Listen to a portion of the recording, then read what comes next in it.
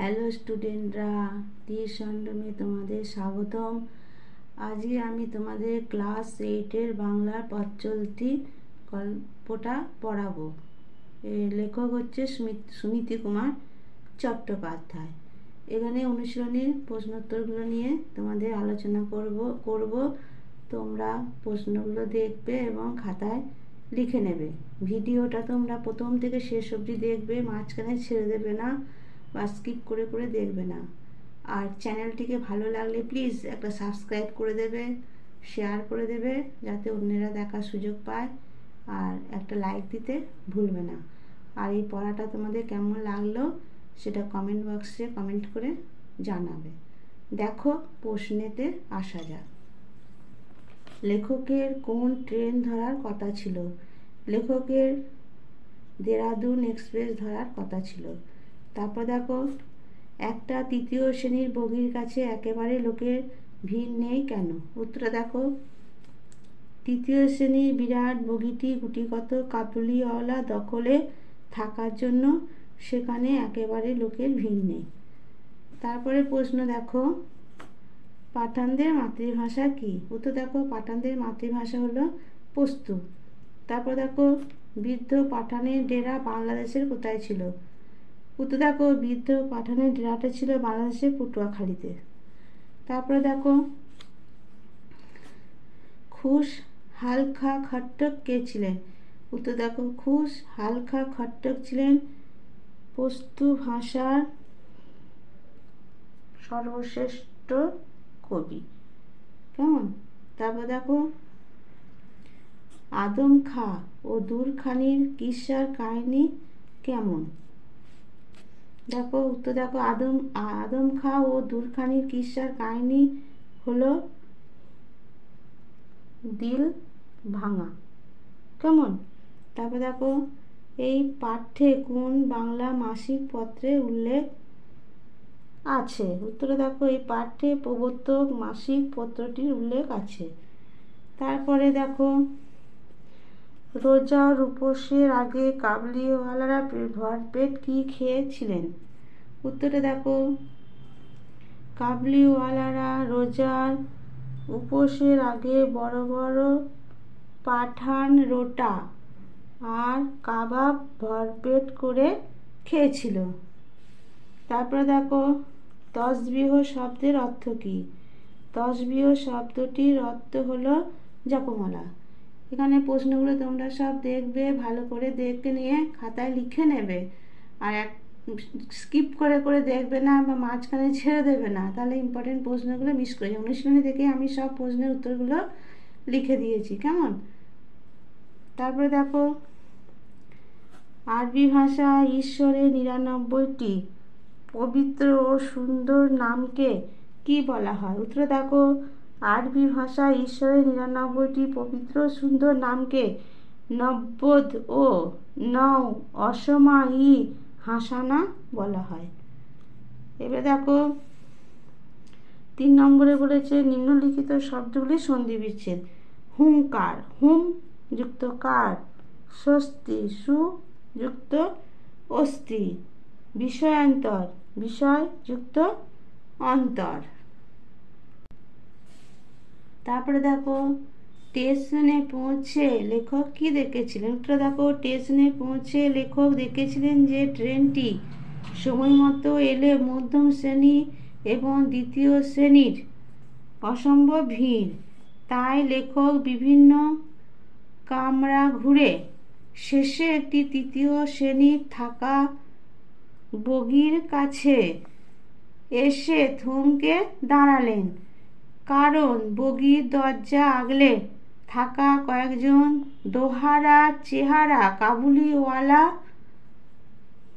হুঙ্কারে আশেপাশে সকলেই তখন তটস্থ, এমনকি পুলিশও বেপাত্তা। উত্তরগুলো তোমরা সব খাতায় লিখে নিয়ে মুখস্থ করবে। এগুলো সব ইম্পর্টেন্ট প্রশ্ন, পরীক্ষাতে আসবে। তারপর প্রশ্ন দেখো, 2-4টি ফার্সি কথা বলতে পারার ক্ষমতা লেখককে কীরকম সাহস দিয়েছিল? উত্তর দেখো, লেখক 2-4টি ফার্সি কথা বলতে পারতেন বলে রেলের কামরার জবরদস্ত আর মারমুখী পাঠানদের সঙ্গে অসব লড়াইয়ের সাহস পেয়েছিল, কারণ কাবুলিওয়ালা পাঠানদের মাতৃভাষা তখন সম্মানজনক ছিল না। অন্যদিকে ফার্সি ভাষা ছিল আফগানিস্তানের শিক্ষিত উচ্চ সমাজের ব্যবহৃত ভাষা। তাই লেখকের মুখে ফার্সি শব্দ শুনে তারা তাদের কামরাতেই লেখকের জায়গা করে দেয়। এই প্রশ্নের উত্তরগুলো তোমরা সব খাতায় লিখে নেবে, মুখস্থ করবে, পরীক্ষায় আসবে। হ্যাঁ, এখান থেকে অনেক প্রশ্নই দেবে। তারপরে দেখো, আর স্কিপ করে করে দেখবে না, পুরো ভিডিওটা দেখবে, নাহলে প্রশ্নগুলো মিস করে যাবে। তাহলে আলেম শব্দের মানে কি? লেখককে কারা কেন এক মস্ত আলেম ভেবেছিলেন? উত্তর দেখো, আলেম শব্দের অর্থ হলো সর্বজ্ঞ। লেখককে কেন মস্ত আলেম ভেবেছিল?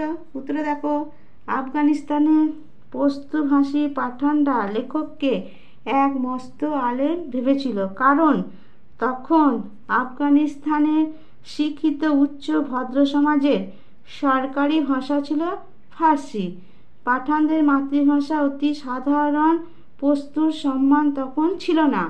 তাই লেখককে অনবরত ফার্সি ভাষার কথা বলতে দেখে এবং তার ব্যক্তিত্ব লক্ষ্য করে পশতুভাষী পাঠানরা লেখককে ভেবেছিলেন এক মস্ত জ্ঞানী লোক। তারপরে দেখো, আগা সাহেব সম্বন্ধে যা জানো লেখো সম্পর্কে। উত্তর দেখো, বৃদ্ধ পাঠান আগা সাহেব বাংলাদেশের লোক, আর বরিশালের পটুয়াখালী বন্দরে তার ব্যবসা। তার শীতের বস্ত্র আর হিং বিক্রি করা এবং চাষিদের টাকা ধার দেওয়া ছিল ব্যবসা। কলকাতার ভাষা তার আয়ত্ত না হলেও বরিশালের ভাষাটি তিনি তার মাতৃভাষা পশতুর মতোই বলতে পারেন। ভোরে উঠে তিনি মালা জপ করেন।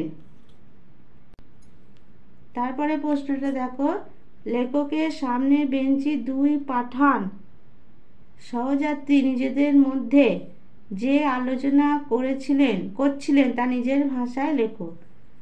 উত্তর দেখো, লেখক কিভাবে সেই কথার অর্থ বুঝতে পারলেন?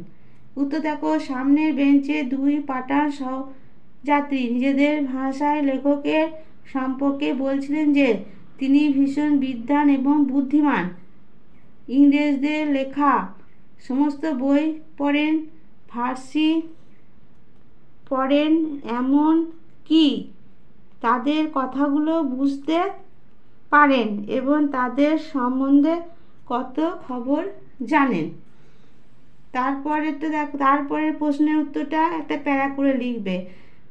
একটা প্রশ্নের মধ্যে, একটা লাইন তোলা প্রশ্নের মধ্যে বা কোনো প্রশ্ন যদি ভাগ ভাগ করে দেয়া থাকে, তোমরা প্যারা করে লিখবে, তাহলে নাম্বারটা পেতে তোমাদের সুবিধা হবে, তাহলে নাম্বারটাও পাবে তোমরা ভালো করে। তারপর দেখো, আর একসঙ্গে লিখে দিলে সেটা হয় না, একসঙ্গে জোট করে লিখবে না, আলাদা আলাদা প্যারা করে লিখবে। তাহলে লেখক পশতু ভাষা না জানলেও সে ভাষার ভিতরে যেসব ফার্সি এবং আরবি শব্দ আছে তার কিছুটা লেখক জানতেন, এবং উর্দু ভাষাও লেখক একটু জানতেন। তাই তিনি ভাষা জ্ঞান এবং বুদ্ধি কাজে লাগিয়েছিলেন।